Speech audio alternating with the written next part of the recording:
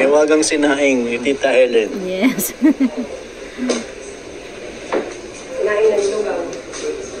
Wow, talagang pinaglugaw pa si Beyonce. Para sa kanyang future, ano? Future manugang. Yun. Ayan, good morning mga kalingap. So, dito tayo ngayon. Sama natin yung mga kasama natin ngayon. K-Boys. Starrocks. So, rin po ay shooting ng medicine sa ano sila. Nasa dental clinic. Mga kalingap. Ayan na po mga kalingap. Tapos ay, ang ganda talaga. Ayan, ito yung ano, ito yung mga eksenang behind the scenes.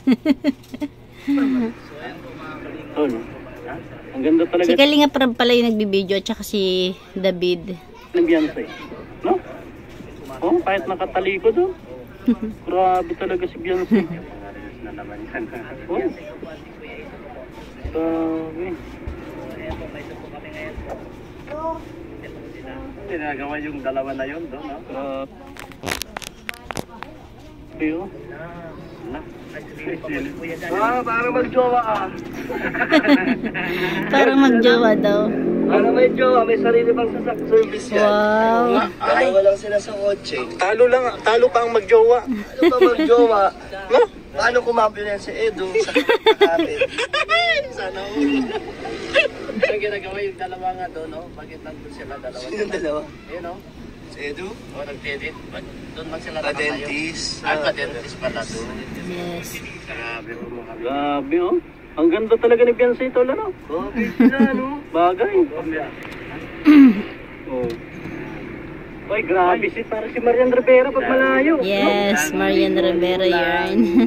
Sakto. No? Parang si Marian Rivera pag malayo. Bakit meron na ba? Kung ngipin, meron na?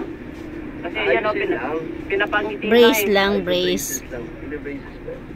Ayan, lumapit na talaga si ano, si Starrocks. Grabe, kilig na kilig si ano. Ito, kilig na kilig to. Oh, ngiti-ngiti to. Ay! Yun yung tunay na kilig na kilig. Huli ka! Huli ka! Huli ka! Huli ka!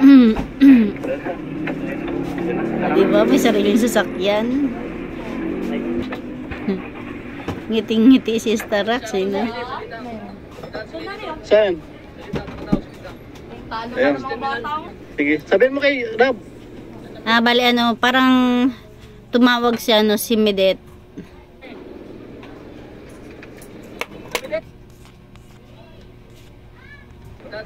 Saan? Ayan. Sige, sabihin mo kay Rab. Parang yan yata yung araw na dumating si Medet dyan sa Daet, nagpapasundo.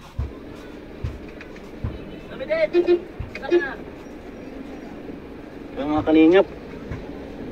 Imagine lang daw muna. May si Beyonce oh. Kaya mga kalingap, nandito kami sa bahay na Ed. Yes, andito na sila sa bahay nila, ano, nila Edo. Ano kaya makukuha nating marites dito sa mga parites? Ano kaya makukuha nating chismish dito sa mga parites? Behind the scenes. Nag-bless na talaga tol. Yes, bless na raw. Nag-bless na talaga tol. No? Gusto ko yung camera ni ano, na Starrocks, ano na siya, nag-upgrade. Layo mo at nakakasagabal tayo dito. Ayan, no? Ayun oh. Mahal kasi yan, eh. Mga ano yan. Ay oo, grabe talaga. Siguro mga 25k yan. Nag-bless. Di ko lang masyadong na ano ha. Ayan na, makinig tayo sa mga parites. Na mga K-boys. Grabe talaga si Edo. Grabe naman kayo. Pagtagay niya. No? O Dr. Love, ano masasabi mo? Wala na tinangay ng anak ko. Tinangay ng anak ko. Tinangay ng anak ko. Bali, scout kasi siya ni ano, scout si Beyonce ni Dr. Love. Bihira eh. Yan bro. Alin? Panarisam ni Beyonce yun. May ano na baga? May ano na siya? Reason niya daw kasi talaga yun. May Ano sabi ko, practice niya. ano na yun? Manarin. May brace na siya, no? Diba? Meron na. May Pero brace sabi ko na. sa kanya, kahit wala ka kang brace naman, maganda ka naman, saka wala naman problema sa ngipin mo. Bakit ka nahihiya ko dito? Nahihiya ko sa talaga niya. Ha? Nahihiya ko sa nahihiya. Huwag ka muna. Tumatawag ka, ilagay mo na ako. Nahihina doon sa Nakaka-istorbo tayo dyan, no? Ganyan, sa may Yung sa masaligid mo habang nasalita na kanya. Mag-shota na. Mag-shota ba? mag-shoota talaga. Para yung kamay niya, magtali yung kamay niya sa likod. Asawa na. Mag-asawa na. Para masanay siya. Parang pinag-uusapan nila na sana daw mawala na yon. Parang naging mannerism na ni Beyonce yung pagngingiti o pagtatawa. Nagtatakip agad ng bibig. Sana mawala na yon. Kasi kahit naman maganda naman talaga si Beyonce, di ba? Na, hindi. Dadakma sa Si Kuya Jello. Ganda talaga ni Beyonce, ha? Lalo na ngayon, may brace na. Durabin. Yun, papasok na. Papasokin na at mapasok na talaga, oh. Maambod na kasi yan. Napasok ko sa bahay ni Tingnan mo kung nag-bless na. Tingnan mo kung nag-bless na. Nag-bless na nga. Ay, nag-bless na nga. Gusto ko talaga yung camera ni Starrocks. Ha? Sila na talaga magkakaroon. Sila na? Yan talaga. Si Eds magdala ng kon dito sa bahay nila. Ayun, hawak oo, ko sa kamay tol. na, oh. Naano ko nga yan, tol, no? Dati baga, alam mo yun, tol, na si Beyonce ang pinakaunang-unang pinakilala sa magulang. Wow! Diba? Kay Boyz na mismo nagsasabi na si Beyonce ang unang-unang pinakilala ni Edo sa mama niya. Si Beyonce? Oo. Si Roseanne. Sabi naman ni Kuya Jello, si Roseanne, at tinutukoy naman niya siguro sa mga love team. Oo, si Roseanne kasi nadala na rin ni Cedric sa bahay nila Jackie, di ba? Pinakilala na rin. Roseanne. Si Roseanne. Hindi sila nagkakaintindihan. Dito, kay Edo. Oo, Ba't kay napunta tayo Edo. kay Roseanne? Kilala nga. Dito kay Edo, ang pinakaunang Pagkilala. Oo. Dinalang babae na nililigawan. Yes. Ay, ba't nililigawan? Nililigawan. Pambira. Love team lang. Ano yan?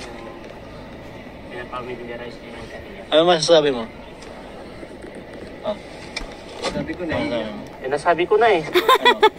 Yung nasa Kanina pa siya daldal eh. Hindi niya alam na may camera eh. isip mo, Ano nasa isip mo? bubulong ko na lang.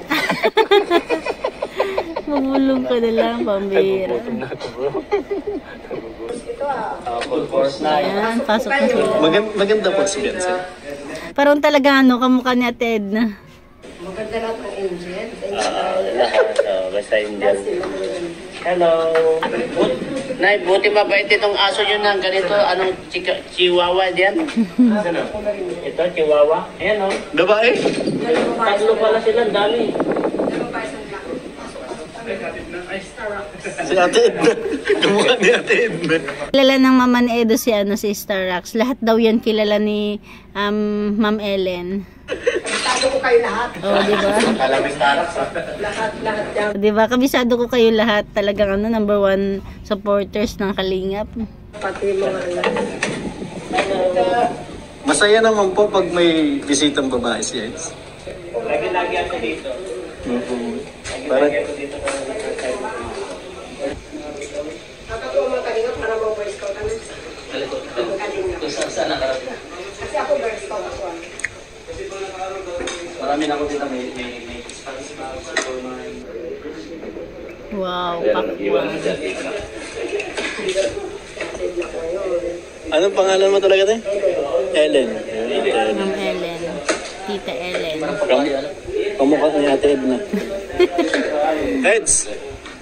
Nakakatawa naman dito kay Ma'am Ellen. Talagang nag-entertain ng mga bisita. Tapos nag-aasikaso talaga. Hindi lang ako maging Sige lang.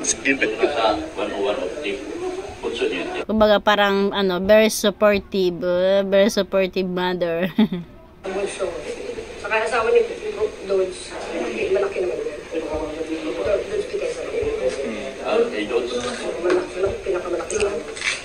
Ayaw eh. Ayaw magpatulong. Seedless.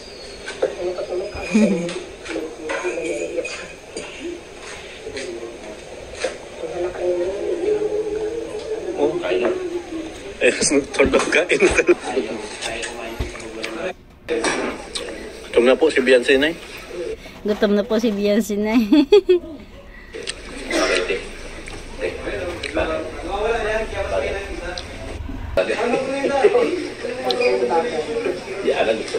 Bagay. Bagay daw.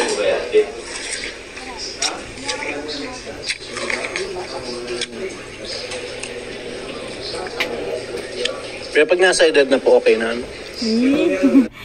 Kung narinig nyo kanina, medyo tinatanong-tanong nila si Ma'am Ellen. Pero napansin nyo ba, medyo mahina yung boses ni Ma'am Ellen. Tapos ingat na ingat din sa mga sasabihin. Syempre, unang-una, minor de edad pa si Beyonce. Kaya okay lang yung mga ano talaga ni Ma'am Ellen. Tama lang yun na, ano lang muna, silent lang muna.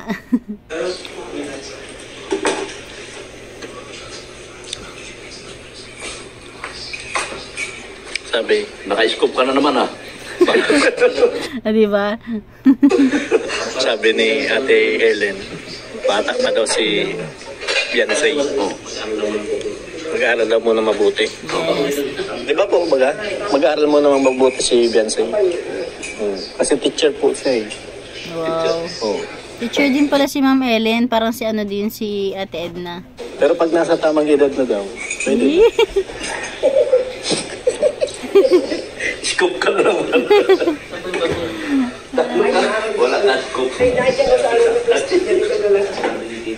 Sabi ni Tita Helen. Pero talaga magulang. Iisip ka paano ng bawat isa. Oo, kailangan mag-aaral mo naman mabuti si Beyonce. Pwede naman kuminsan. Pwede naman kuminsan. Pwede naman. Diba? Mahina lang kasi yung boses ni Ma'am Ellen eh. Pero may ano siya. Inspiration. Bata pa nga. Bata pa. Pero pag nasa tamang edad na, sabi ni Tita Helen, pwede na daw. Stable ba? Stable ba? Papain. Ibulong. Nasa bulong. Sama. Sabi. Yung hindi ito kumakalaban sa'yo yun. Lahat ng gold sa'yo eh.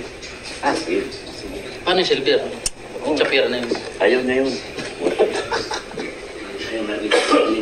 Diamond. Diamond. Good lang. Good lang. Good lang gusto. Dok. Susubok ko po si Dr. Lang. Kasi gusto niya po agad po kasama. Ding. Oo. Subok ka. Kasi kaya mo pwede na. Tama sa ato pwede na. Oh, advance kasi po to. Table na. Tita, advance to kasi. Si Dr. Love. Oh, advance. Pahamak ano? Wala pa sa edad. Wala pa sa... Diba? Sabi ni Ma'am Ellen, wag daw. Parang ang dating sa akin, wag magsalita ng kung ano kasi baka mapahamak. Kasi oo nga naman, kasi minor de edad pa si Beyonce. Wala pa sa edad. Oh, magagalit yung nanay ni Kausap ko Beyonce. na yung nanay. Diba? Ang galing ni Ma'am Ellen. Talagang, kailangan maging advance tayo. Kasi wag padalos-dalos. Kasi mga basher is nandyan lang. Hindi nga daw pwede. May sinabi Ito lang si Dr. Love kasi ang makulit eh. nanay. Advance ka daw kasi. May sinabi yung nanay. Ano sinabi? Pwede na.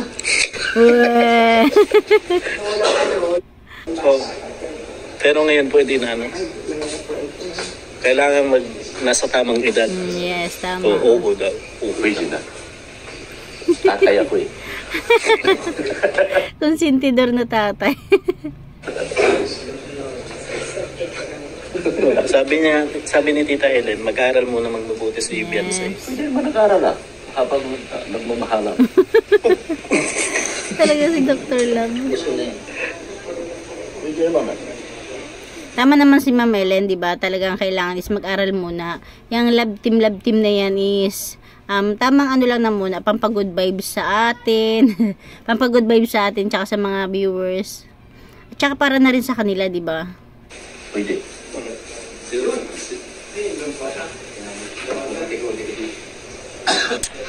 May wagang sinaing ni Tita Helen. Yes.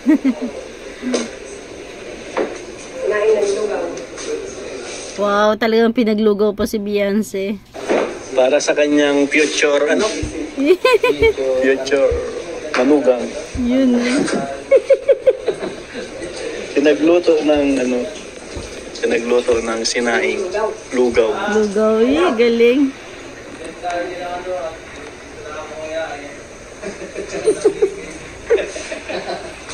Lumudin lang, lumudin. Lunukin na, lunukin. Prutas. Tigas ang fruits. Matigas din kasi din ang prutas daw. Yan, i-shake ko lang. Yan, diba? Yan, kasi matigas din daw yung prutas. Kaya yan, i-shake na lang nila. Grabe lahat talaga si.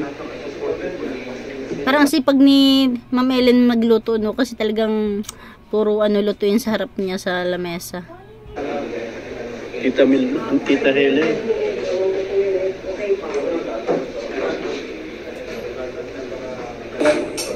Yun, no? Yung nagkakainan na sila tapos si Beyonce, lang, shake. Ay, wawa man.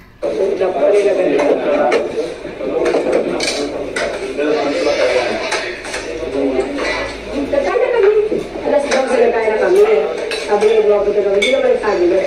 Sabi niya siya. Ngayon ka pa lang sa akin. Buti nagkasya naman. Diyan siya nagutom. Hindi ka nag-break. Nawa din si Ma'am Ellen kay Beyonce kasi naranasan din niya ni Edo.